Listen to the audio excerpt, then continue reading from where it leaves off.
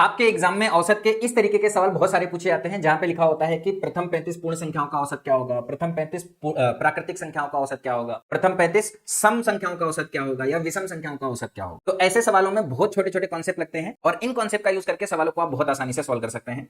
इसके लिए मैंने सारे फॉर्मूले यहाँ पे लिख रखे हैं, मैं एक एक करके सारे के सारे फॉर्मूले को एक्सप्लेन कर देता हूं।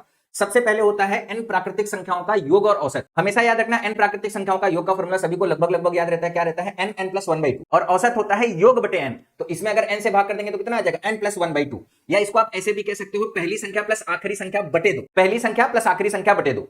यहां पे भी यही कॉन्सेप्ट लगता है कि प्रथम n सम प्राकृतिक संख्याओं का अगर योग निकालना है तो होता है n प्लस 1 और इसमें n से भाग करेंगे तो प्रथम n सम प्राकृतिक संख्याओं का औसत कितना हो जाएगा n प्लस 1। अगर हम बात करें प्रथम n विषम प्राकृतिक संख्याओं का योग तो होता है n स्क्वायर, अगर इसमें n का भाग कर देंगे तो प्रथम n विषम प्राकृतिक संख्याओं का औसत हो जाएगा। अगर हम प्रथम n पूर्ण संख्याओं का योग की बात करें तो होता है n माइनस 1/2 और प्रथम n पूर्ण संख्याओं का जो औसत हो जाएगा वो हो जाएगा n माइनस 1/2। तो जैसे अगर हम इस सवाल की बात करें तो क्या कह रहा है, पूर्ण संख्याओं के लिए क्या लग जाएगा n माइनस 1/2, 35 माइनस 1/2 करेंगे कितना आ जाएगा 17।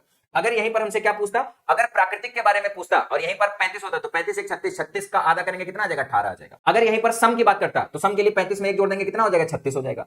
अगर यहीं पर विषम की बात करते तो कितना हो जाता 35 हो जाता। अगर यहीं पर पूर्ण संख्याओं की बात कर रहा है तो कितना आंसर आ रहा है 17 आ रहा है। तो उम्मीद करते हैं कि इस तरीके से रिलेटेड जितने भी कॉन्सेप्ट होंगे उनको अब आपके एग्जाम में अगर कोई सवाल आता है तो बड़े आसानी से आप हल कर